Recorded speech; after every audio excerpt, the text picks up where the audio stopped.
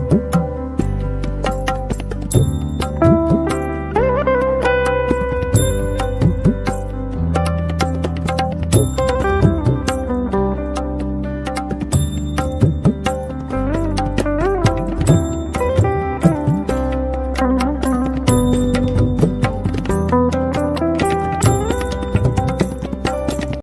Everyone, welcome back to our channel Sharmila Mahalakshmi vlogs. நான் ஷர்மிளா. இன்றைக்கி பிரம்ம முகூர்த்த பூஜையோட 13வது நாள். ஸோ அழகாக என்ன பண்ணோன்னா ஃப்ரைடே வேறு, ஸோ சிவராத்திரி, ஸோ எல்லாம் பயங்கர ஸ்பெஷலான டே. ஸோ முன்னாடி நாளே சாமி சிலைகளை எல்லாம் வாஷ் பண்ணிவிட்டு அன்றைக்கே பாலாபிஷேகம் பண்ணிடுவோம். என்றைக்கு வாஷ் பண்ணுறோமோ கையோட பாலாபிஷேகம் பண்ணி மஞ்சள் குங்குமம் வச்சு தான் பூஜை ரூமில் வைப்பேன்.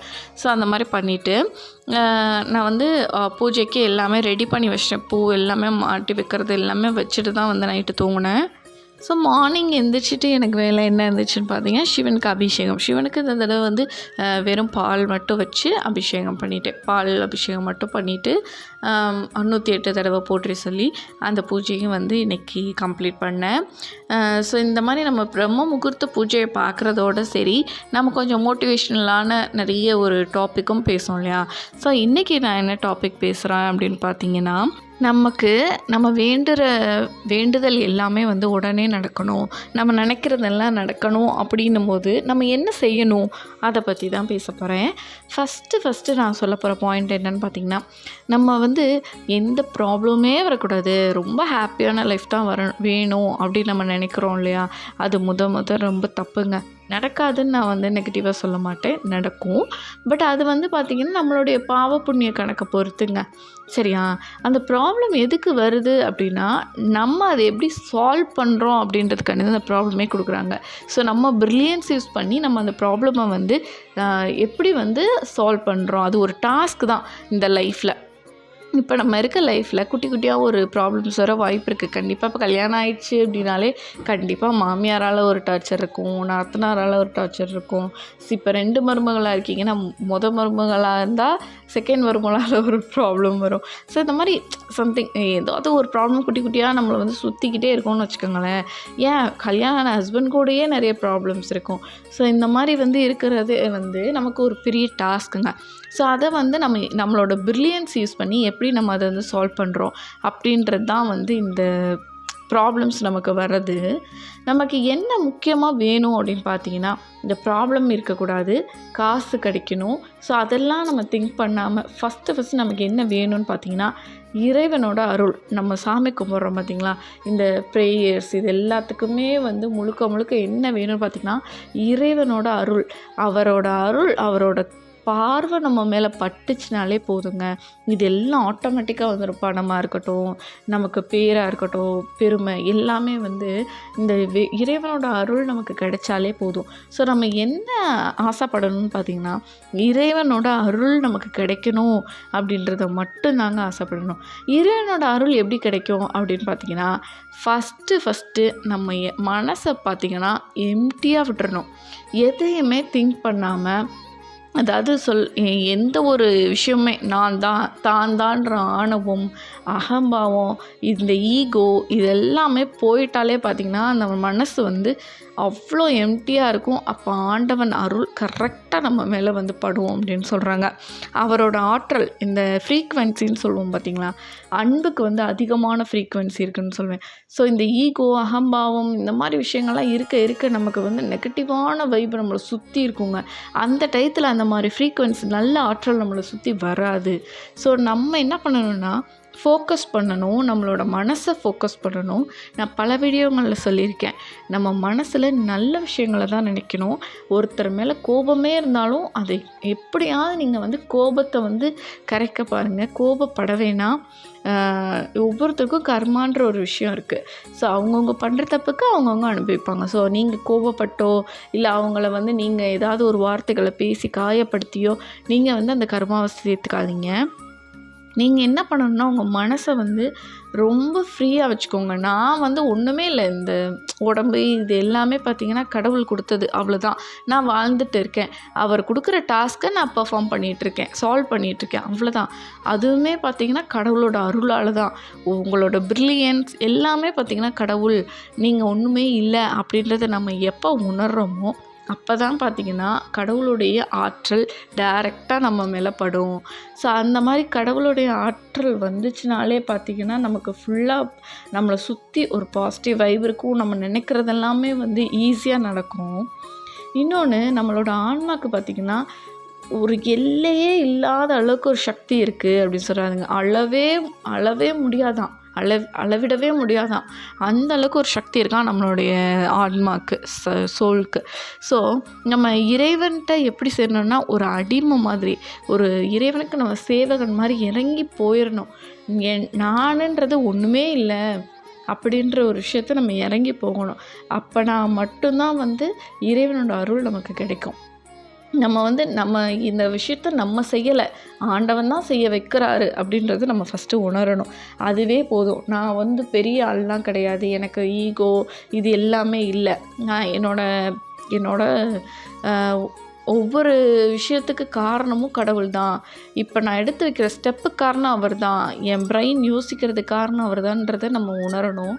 அப்போ தான் நம்மளுடைய சக்தி வந்து ஆன்ம சக்தி வந்து வெளியே வரும் அப்படின்னு சொல்கிறாங்க. அதே மாதிரி முக்கியமான பாயிண்ட்டு, இப்போ நீங்கள் இது வரைக்கும் சொன்னதை கூட ஃபாலோ பண்ணலைனாலும் இதை ரொம்ப ரொம்ப ஃபாலோ பண்ணுங்கள்.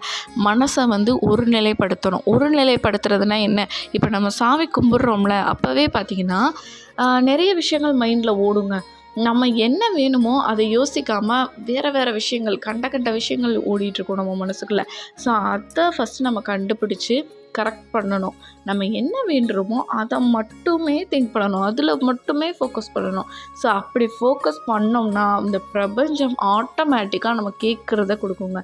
நம்ம பல விஷயங்களை மனசுக்குள்ளே நினச்சிக்கிட்டே இருப்போம் இல்லையா? ஸோ அந்த மாதிரி இருக்கக்கூடாது, மனசை அலைப்பாய விடக்கூடாது. ஸோ மனசை ஃபஸ்ட்டு ஒரு நிலைப்படுத்தணும். இந்த வீடியோவில் முழுக்க நான் சொல்ல வர்றது இந்த ஒரு பாயிண்ட்டு தாங்க. மனசை ஒருநிலைப்படுத்தி ஒரு விஷயத்தை நீங்கள் வந்து மனசார நினச்சி கேட்டிங்கன்னா கண்டிப்பாக அந்த பிரபஞ்சம் கொடுக்குங்க. இப்போ ஒரு எக்ஸாம்பிள் வந்து, நீங்கள் ஒரு பஸ்ஸில் போகிறீங்க அப்படின்னா ஒருத்தர் வந்து ஹெல்ப் பண்ணுற மைண்ட் செட்லேயே இருந்திருக்க மாட்டாங்க. பட் உங்களுக்காக உட்காருங்கன்னு சொல்கிறாங்கன்னு வச்சுக்கோங்களேன், அது இந்த பிரபஞ்சம் நமக்கு கொடுக்குற ஒரு ஹெல்ப் தாங்க, நம்மளை உட்கார வைக்கிறது. அதே மாதிரி எனக்கு நடந்த ஒரு இன்சிடெண்ட் சொல்கிறேன். ஒரு நாள் நாங்கள் வந்து ஹஸ்பண்ட் நேட்டிவ்க்கு போயிருந்தப்போ வண்டியில் போயிட்டே இருக்கப்போ பெட்ரோல் இல்லை. இது ஆக்சுவலி வேறு ஒருத்தவங்களோட பைக்கை வாங்கியிருந்தார் ஹஸ்பண்ட். ஊரில் வந்து அவரோட பைக் இல்லைல்ல, ஸோ அதனால் வேறு ஒருத்தவங்களோட பைக்கை வாங்கி ஓட்டோம். ஸோ அதில் பெட்ரோல் இல்லைன்றது எங்களுக்கு தெரியாது. பட் பார்த்திங்கன்னா இடையிலே நின்றுச்சுங்க. இடையில நிற்கவும் எங்களால் ஒன்றுமே பண்ண முடியல. பயங்கர வெயில், குழந்த இருக்கான், நாங்கள் 2 பேரும் இருக்கோம். வீட்டுக்கு போகிறதுக்கு ரொம்ப டிஸ்டன்ஸு. சுற்றி வந்து காடு மாதிரி தான் இருக்கும், நடுவில் பாதை தான் இருக்குது, ரோடு தான் இருக்குது. என்ன பண்ணுறதுனே தெரியல. அந்த டயத்தில் ஐயோ பெட்ரோல் இல்லையே, எப்படி வீட்டுக்கு போகிறோம், அந்த தாட்டு மட்டும்தானே இருக்கும். மற்றபடி வேறு எதுவுமே நம்ம ஃபோக்கஸ் இருக்காது. வெயில் அடிக்குது அந்த மாதிரி கூட நம்ம யோசிக்கல. ஐயோ வீட்டுக்கு போகணும், பெட்ரோல் இல்லையே, எப்படி வீட்டுக்கு போகிறது. ஸோ இந்த தாட் மட்டுமே 3 பேர்த்துக்குமே இருந்துச்சுங்க. குழந்த கூட யோசிச்சுட்டே வந்தான். ஸோ அப்படி ஒரு 4 ஸ்டெப்பு எடுத்து வச்சுருப்போம். ஃபஸ்ட்டு ஒரு பெரியவர் வந்தார். என்னப்பா ஆச்சு, பெட்ரோல் இல்லையா, பெட்ரோல் இல்லாமல் நின்றுச்சா அப்படின்னு. ஆமாங்க அப்படின்னு சொல்லவும், ஏதாவது உங்களுக்கு ஹெல்ப் வேணுமா அப்படின்னு சொல்லி கேட்டார். இல்லை பரவாயில்ல நாங்கள் பார்த்துக்குறோன்னு சொல்லிட்டு அனுப்பிச்சிட்டாரு ஹஸ்பண்ட். அதுக்கப்புறம் ஒரு ஆட்டோக்காரர் வந்தார். அண்ணா வண்டியை டோ பண்ணட்டுமா அப்படின்னு கேட்குறாரு. இல்லை வேண்டாம் அப்படின்னு சொல்லி அனுப்பிச்சிட்டோம். ஸோ 2வது தடவை வந்தவங்களையும் நாங்கள் அனுப்பிச்சிட்டோங்க. எதுக்கு நம்மளோட பிரபஞ்சம் நமக்கு என்ன வேணுமோ அதை கொடுக்க பார்க்குங்க. வண்டியில் பெட்ரோல் இல்லையே, ஏன் பெட்ரோல் போட்டிருக்கலாமேன்னு சொல்லி அதை மட்டுமே டிஸ்கஸ் பண்ணிட்டு வரவங்க மைண்டு ஃபுல்லாக பெட்ரோல்னு. கரெக்டாக அந்த போன தாத்தா பெட்ரோல் வாங்கிட்டே வந்துட்டாருங்க.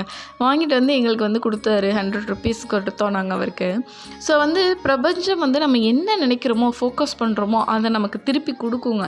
ஸோ இது வந்து நம்ம ப்ரேயர் பண்ணியோ ஒரு பெரிய பூஜைகள் பண்ணியோ நமக்கு வரப்போகிறது கிடையாது. நம்மளோட எண்ணம், நம்மளுடைய ஆன்மா, நம்ம என்ன சுத்தமாக நினைக்கிறோமோ அது நமக்கு நடக்கும். அது வந்து பிரபஞ்சம் கண்டிப்பாக நடத்தி கொடுக்குங்க. எல்லாத்துக்குமே தேவை ஃபோக்கஸ் மட்டும்தான். ஸோ நீங்கள் எப்போவுமே வந்து ஃபோக்கஸ் பண்ணணும். அதே மாதிரி நம்ம எப்படி திங்க் பண்ணுறோன்றது ரொம்ப ரொம்ப முக்கியம். பாசிட்டிவான திங்கிங் ஒன்று இருக்குது, நெகட்டிவான திங்கிங்னு ஒன்று இருக்குது. ஸோ பாசிட்டிவாக நம்ம திங்க் பண்ண நம்மளை சுற்றி ஒரு பாசிட்டிவ் வைப்பு க்ரியேட் ஆகும். அந்த இறை அருள் நமக்கு கிடைக்கிறது ரொம்ப ஈஸியாக டக்குன்னு கிடைக்குங்க. நம்ம இந்த பூஜைகள் இதெல்லாம் பண்ணுறோம் இல்லையா, இது எல்லாமே பாசிட்டிவான விஷயங்கள் தான். இந்த டயத்தில் எழுந்திரிச்சு பாசிட்டிவான விஷயங்களை நினைங்க, ஃபோக்கஸ்ஃபுல்லாகவும் இருங்க. எந்த விஷயம் வேணுமோ அதை மட்டுமே திங்க் பண்ணி ஒரு மணி நேரமாவது உட்காருங்க, அமைதியாக பொறுமையாக உட்காருங்க. அதுக்கப்புறம் மற்ற வேலைகளை போய் பார்க்கலாம். ஸோ இந்த ஃபோக்கஸ் ரொம்ப ரொம்ப முக்கியங்க. அதை கண்டிப்பாக ஞாபகம் வச்சுக்கோங்க. அதே மாதிரி நெகட்டிவ் தாட்ஸ் இருக்கவே கூடாது. ஐயோ இப்படி ஆயிருமோ அப்படி ஆயிருமோன்னு எந்த ஒரு விஷயத்தையும் நீங்கள் நெகட்டிவாக யோசிக்கவே கூடாது.